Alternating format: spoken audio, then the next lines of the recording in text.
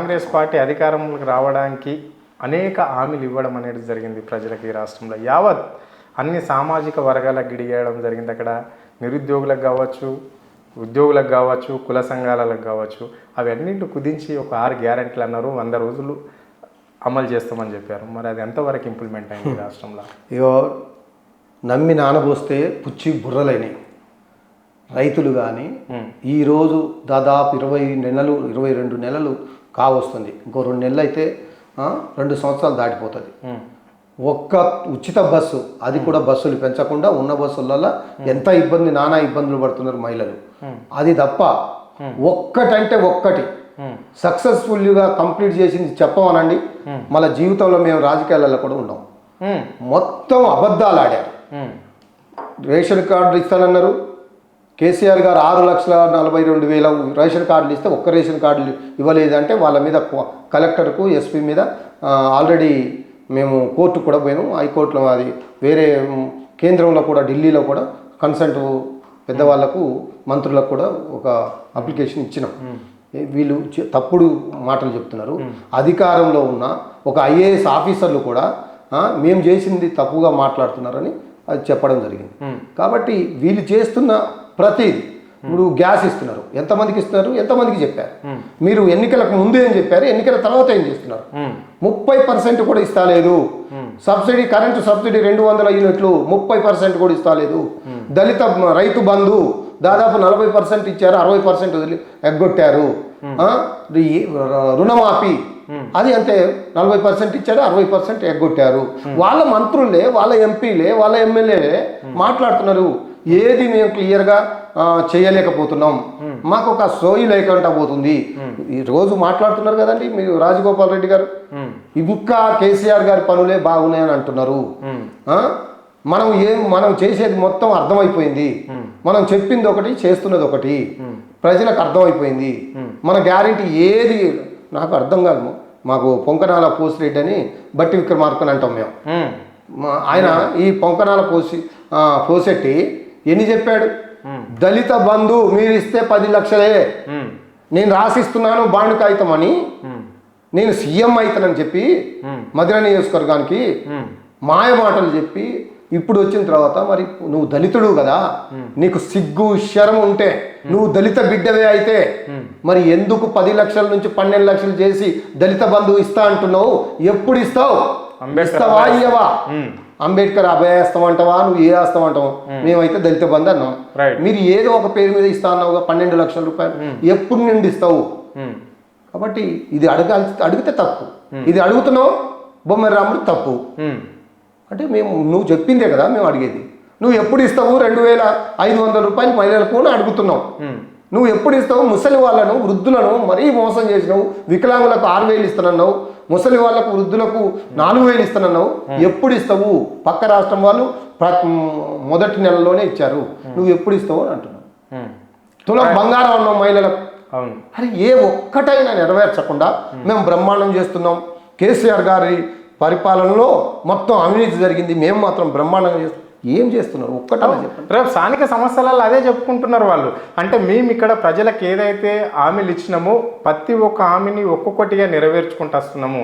సన్న బియ్యం ఇచ్చినాము, మహిళలకు సబ్సిడీ కింద గ్యాస్ ఇచ్చాము, గృహజ్యోతి పథకం ఇచ్చాము, మళ్ళీ అంటే ఫ్రీ బస్ ఇచ్చాము, మళ్ళీ ఇంద్రమ్మ ఇండ్లు ఇస్తున్నాం.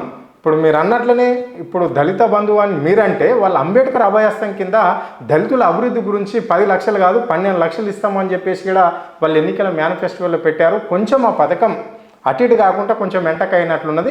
మా పథకాలే మమ్మల్ని స్థానిక సంస్థల ఎన్నికలలో గెలిపిస్తాయి అని చెప్పేసి ముఖ్యమంత్రి ధీమా వ్యక్తం చేస్తున్నాడు. కాంగ్రెస్ మంత్రులు కూడా ఇదే మాట.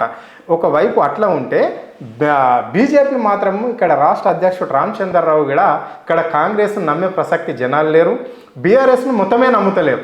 సో ఇప్పుడు ఉన్నది బీజేపీ వైపే, స్థానిక సంస్థలలో బీజేపీ గెలుస్తున్నది, బీజేపీ వైపు జనాలు చూస్తున్నారు, కొత్తదనం కావాలనుకుంటున్నారు అని చెప్పేసి ఆయన కూడా అంటున్నాడు. మరి ఇప్పుడు బీజేపీ నాయకుడు అనే మాట నిజంగా ఏ పథకం నెరవేర్చలేదని ఆయన అంటున్నాడు. నేను ఛాలెంజ్ ఇస్తున్నా ఈ ద్వారా, ఈ వేదిక నుండి, మీ ఆద్య టీవీ ద్వారా, నీకు దమ్ము ధైర్యం ఉంటే రామచంద్రరావు గారు, నువ్వు రాష్ట్ర అధ్యక్షుడివి కదా, రేపు స్థానిక సంస్థ ఎన్నికలలో బీఆర్ఎస్ కంటే ఒక్క సీట్ ఎక్కువ తీసుకోండి, మీకు దమ్ముంటే ఒక్క సీటు ఎక్కువ తెచ్చుకోండి.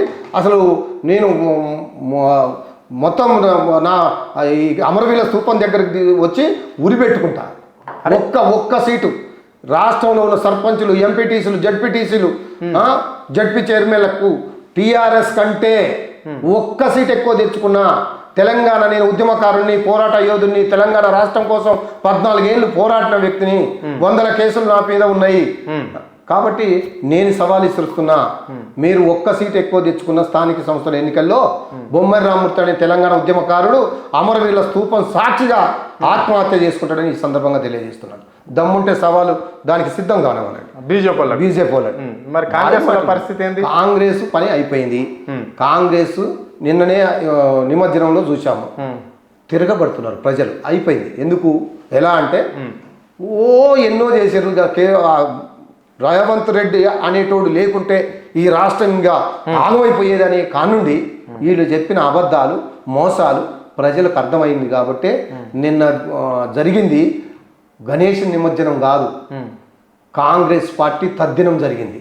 ప్రతి గణేష్ మండపం దగ్గర, ప్రతి విగ్రహం దగ్గర కేసీఆరే రావాలి, కేసీఆరే కావాలి, దేక్లింగ్ అని పాటలు పాడుతూ, డ్యాన్సులు వేసుకుంటూ, కేసీఆర్ గారి ఔన్నత్యాన్ని చాడుతూ మొత్తం ట్యాంక్ బండ్ నుండి తిరిగినాయి అంటే విగ్రహాలు.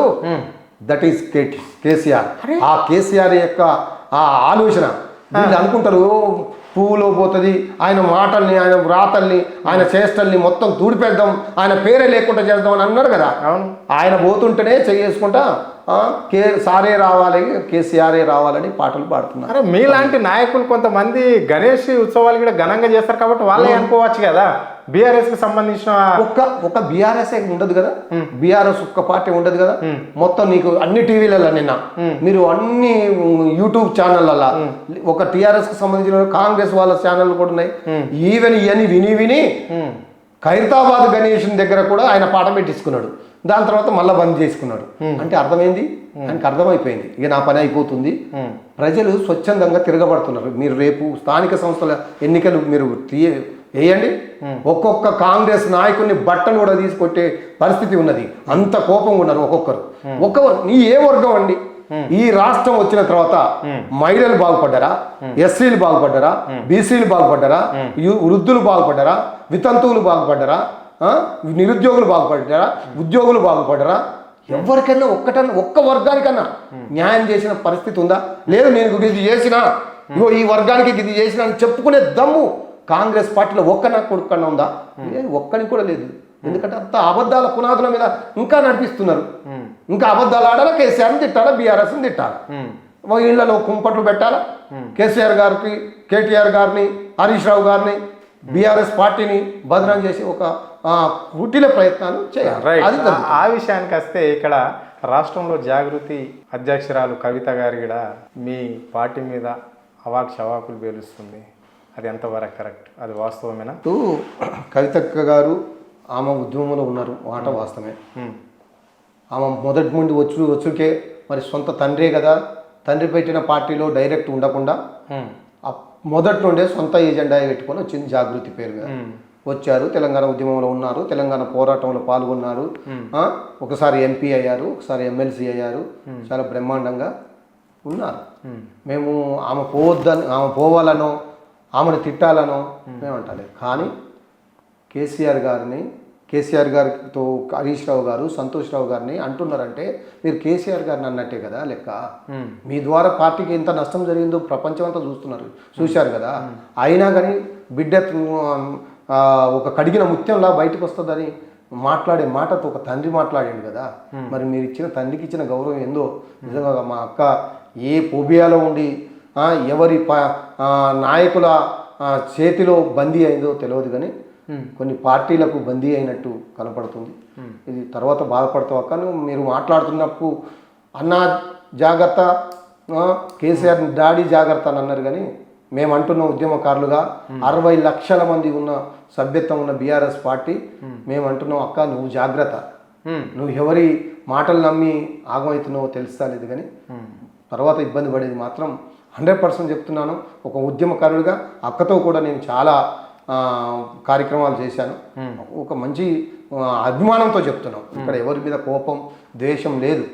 కాబట్టి బీఆర్ఎస్ పార్టీలో కవిత తప్పు చేసినా ఇంకెవరు తప్పు చేసినా ఈ పార్టీని ఇబ్బంది పడే కార్యక్రమాలు చేస్తున్నప్పుడు ఖచ్చితంగా సస్పెండ్ చేస్తారు. అదే జరిగింది. కాబట్టి కేసీఆర్ గారికి తన ఇతరులని భేదం ఉండదు, అందరినీ సమానంగా చూస్తారు. కాబట్టే కవిత తప్పు చేసినా ఇంకెవరన్నా తప్పు చేసినా ఖచ్చితంగా పార్టీలో అలాంటి నిర్ణయం ఉంటుంది. అదే ఈ కేసీఆర్ గారి గొప్పదనం. బిడ్డను కూడా కాదనుకున్నాడు పార్టీ కోసం, తెలంగాణ ఉద్యమం కోసం. ఆ రోజు వాస్తవానికి వీళ్ళు అవసరం లేదనుకునే తెలంగాణ ఉద్యమం స్టార్ట్ చేసి పోరాటం చేశారు. మధ్యలో ఉద్యమంలో యాడ్ అయ్యారు, మంచిగా పోయారు, పనులు చేశారు, ప్రజలకు అందుబాటులో ఉన్నారు, గెలిచి వచ్చారు. గెలిచినంత కాలం, పదవులు ఉన్నంత కాలం మరి ఎలాంటి అదైతే రాలేదు. ఇప్పుడు ఎందుకో మరి మా కవితక్క అలా తయారైంది. మరి ఎవరి భుజం మీద పెట్టి బీఆర్ఎస్ పార్టీని కాలుస్తున్నదో అది రేవంత్ రెడ్డా లేకపోతే మోడీనా త్వరలోనే అర్థమవుతుంది. అక్కకు కూడా త్వరలోనే మళ్ళీ నాకు అనిపిస్తున్నది మళ్ళీ బీఆర్ఎస్ పార్టీలకి వస్తుంది. ఇవన్నీ సమసిపోతాయని చాలా పార్టీలలో ఉంటాయి. ఇప్పుడు కోమటిరెడ్డి రాజగోపాల్ రెడ్డి రోజు తిడుతున్నాడు కాంగ్రెస్ని. ఆయన ఏమైనా సస్పెండ్ చేశారా? కానీ మేము చేశాం. స్వయాన ఎవరైతే ఈటల రాజేందర్ గారు బండి సంజయ్ మీద కొడకా జాగ్రత్త అని మొన్న డాగులు ఇచ్చాడు. ఏమైనా సస్పెండ్ చేశారా? మా పార్టీలో ఏదైనా కొద్దిగా జరిగితే మాత్రం దీన్ని చిలాపలకలు చేసి చూపెట్టడానికి ఎల్లో మీడియా కొంత మీడియా తయారై ఉన్నది. కాబట్టి కేసీఆర్ గారి గొప్పతనాన్ని వీళ్ళు ఇంకా మర్చిపోతున్నారు. ఇప్పటికైనా కేసీఆర్ గొప్పతనం గురించి చూసుకోవాలి. కేసీఆర్ గారు ఉంటేనే ఈ రాష్ట్రం బాగుంటుంది. కేసీఆర్ గారు ఉంటేనే ఈ రాష్ట్రం అన్ని విధాలుగా అభివృద్ధి చెందుతుంది. ఎందుకు 10 సంవత్సరాలలో నెంబర్ 1 స్థానంలో ఉన్న తెలంగాణ ఇప్పుడు ఎందుకో వెనకబడిపోతుంది? ఎవరు కారణం? దీనికి ఎవరు మరి మేధావులు, కోహన మేధావులు చాలామంది ఉంటారుగా, ఒక్కడు మాట్లాడేది రైట్. కాబట్టి ప్రజలకు అర్థమైపోయింది. చిన్న వాడిని కూడా ఇప్పుడు పలకరించిన గ్రామాలలో పల్లెలు ఎట్లా ఉన్నాయి, చెత్త కుప్పలుగా మారి కనీసం ట్రాక్టర్లో డీజిల్ కూడా లేక పరిస్థితులు ఎంత దారుణంగా ఉన్నదో, స్కూళ్ళల్లో ఊడ్చే వాళ్ళు కూడా లేక పిల్లలతోటి ఊడిపించే పరిస్థితి దాపరిచ్చిందంటే ఈ కారణం కాంగ్రెస్ పార్టీ. కాంగ్రెస్ చేసిన నయం వచ్చిన మోసం.